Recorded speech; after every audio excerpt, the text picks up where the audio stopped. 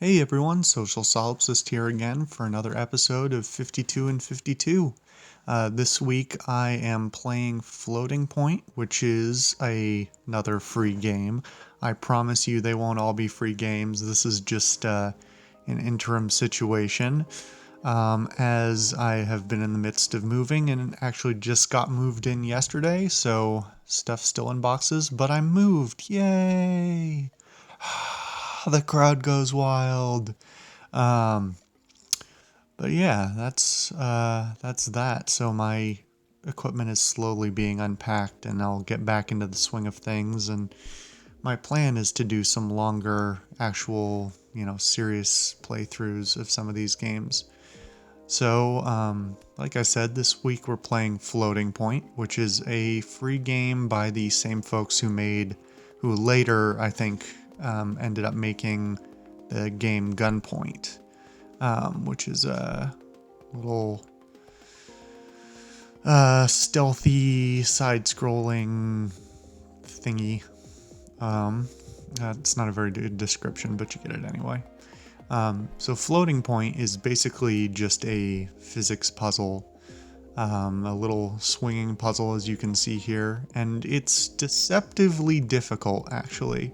It took me a couple of minutes at the very beginning to really get any sort of hang of the controls, because I think, at least for me, and I expect for a lot of other people, the natural reaction to a falling thing that represents you, in this case, this red dot, the natural reaction is to try and save yourself from falling.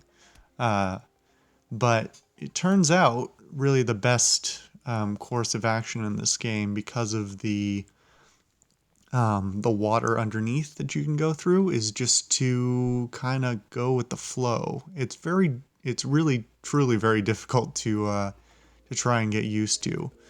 Um, you'll you'll naturally want to grab onto things a lot more often than you really ought to. And it'll slow your momentum, and you'll suddenly not be moving nearly as fast, and it's just not quite as relaxing or as fun. And it makes the whole game not quite the same. So you've got the best course of action is really to get some momentum going and then just kind of let it take you where it will.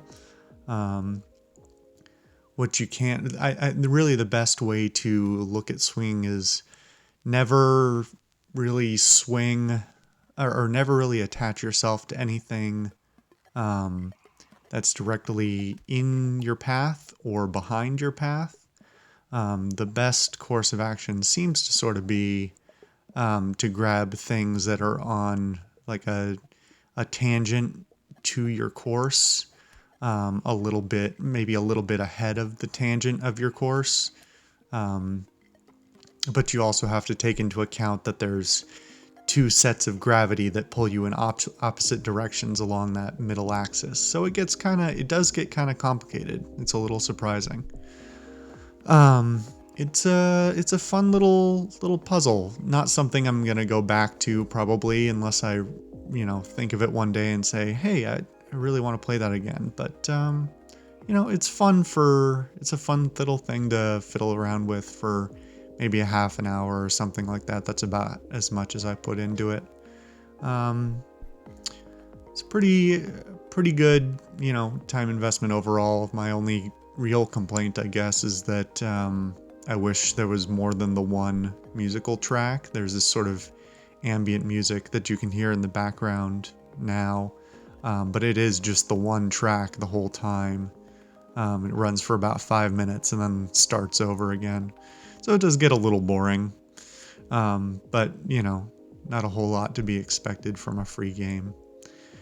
Um, that said, yeah, go ahead and try it out on Steam. Links in the description for that. Um, Besides that, I don't really have a plan for exactly what I'm going to play in future, but I'm definitely going to be playing some more, paid for serious long length games, including a bunch that I've kind of not had the chance to. But now that I don't have to commute an outrageous distance to get to work, I can actually get around to playing some of these, I hope. So I'm thinking about doing either one long video, maybe an hour or so for each of the ones that deserve it, or maybe a few 10 or 15 minute videos throughout the day, or throughout the week rather. So leave notes in the comments or whatever as to which you prefer, or if you would prefer I just stick to these short retrospectives, I guess.